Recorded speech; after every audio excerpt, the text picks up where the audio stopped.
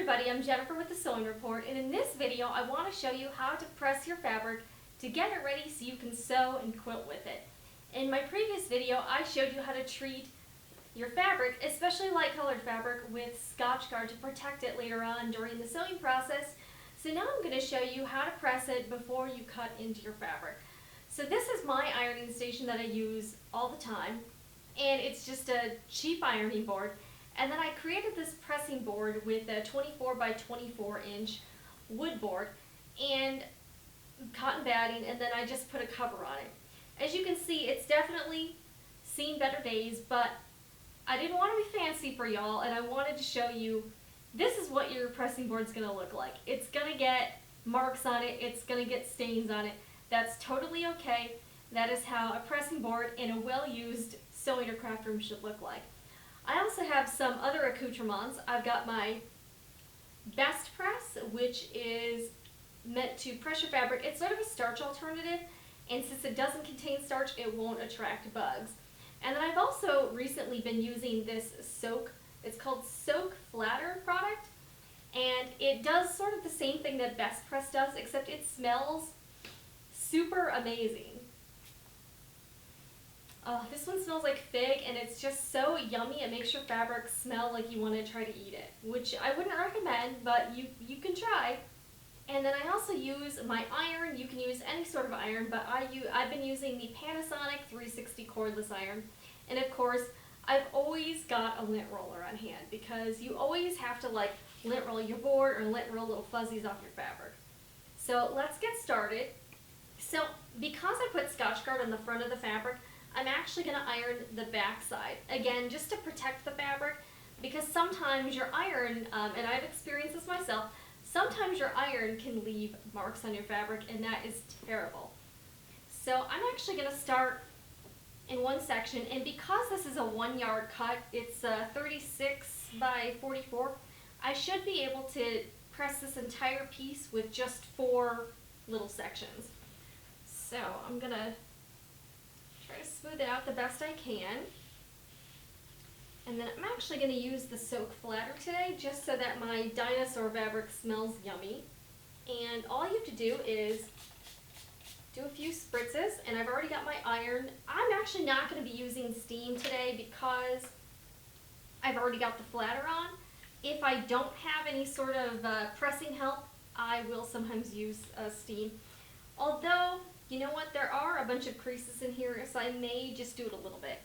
Usually if you use starch and the soak, you know, or the Best Press, and you do that in conjunction with the steam, you can even get these really hard wrinkles out. So let me just get a little bit more here.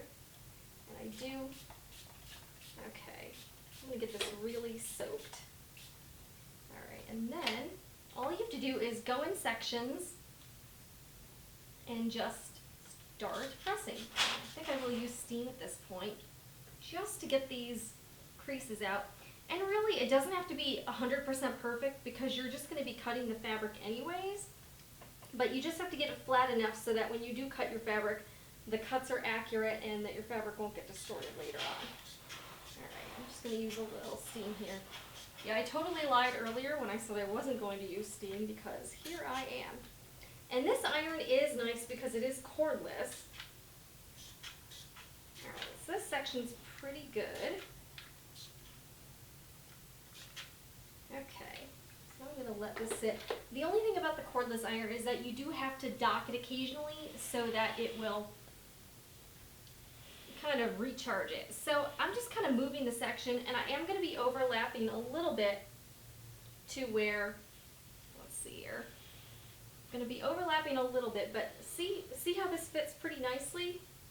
So I did this whole section here, and you can tell because it's warm. So that's sort of your indicator on where you've already ironed. So I'm going to put some more flatter on here, and this stuff just smells amazing. Okay. And I know you may be thinking, you know, ironing is a little basic, but you know what? If you're new to sewing and quilting, this actually may not be something you're used to doing, and ironing clothing is different than pressing fabric because you're not really, you're more like pressing rather than, you know, moving your iron around like this.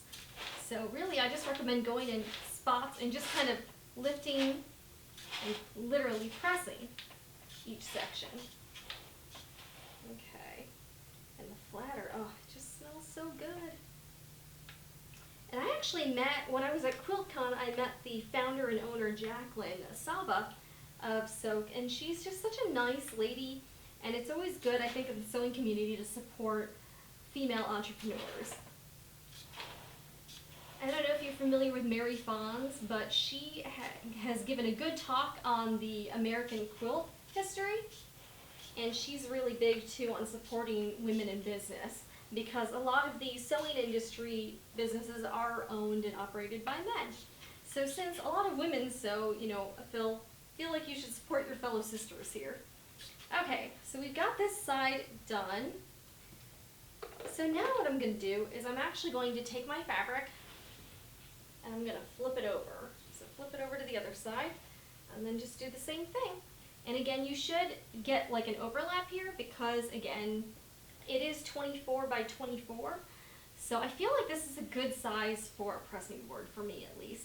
I mean, would I like something bigger? Of course, but right now I think this works just fine. Alright, so I'm just going to go ahead and use my soak again. Now again, both of these products do work very similarly, very similar, but this one just smells nice. So I'm going to use the nice fig scent. It just smells so intoxicating. Sort of like, I don't know, it's sort of like a legal drug or something, I don't know. Alright, so we're just going to go ahead, and even though the soak is colored, it does not color or tint your fabric at all, so don't worry about that, it's totally fine. Okay. Alright. Yeah, actually the steam in conjunction with the flatter is really helping it to get the wrinkles out. Okay. And again, this is a 1 yard cut of fabric, which is fairly standard. If I was doing a longer cut, I would actually just do the fabric this way instead and just keep going down each section. Alright, so one more section to go here. Alright. There we go. Just gonna pull this a little bit.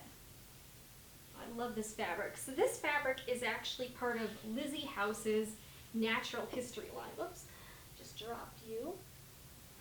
And it's a really, if you're not familiar, it's a really fun line. They have dinosaurs, they've got gemstones, butterflies, whales, all kinds of stuff. And it's just really cool fabric. And I think it's by Andover Fabrics. So it's Lizzie House Natural History by Andover Fabrics. Alright, so we're good here. And this, you can see this section has quite a bit of creasage on it. So I'm going to really have to, and the good thing about this wood board is that unlike the ironing board that's a little more cushy, the wooden pressing board with just a piece of batting on it, you can really press down and do what you intend to do, which is pressing this piece of fabric. A little obvious, but you know, whatever. Alright, so we're just going to, this section.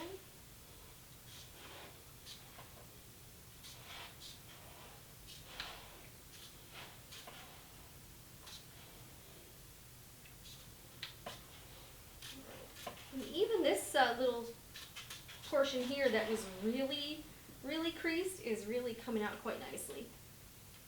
Alright, let me try to hit this with the best press real quick just to see if this makes a difference. I don't know, I've never used both these products really at once.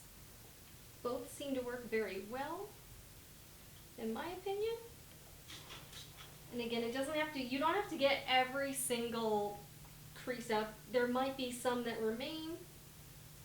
Now, if you do use starch, I've noticed the starch does really get the creases out, but I don't really want to attract the bugs, and this I like because it does not have actual starch in it. So, alright, these are starch-free alternatives to that. Okay. Oops. Okay. And yes, this happens quite often. My lint roller will often fall off the ironing board. And another hint is to definitely keep more than one lint roller. I have multiples. Keep more than one lint roller in your sewing room. Keep them spread around because you will definitely need it quite often. Alright, so this is looking pretty good. I'm just going to give it one more pass. Let me give this middle section just one more too, because I do see some.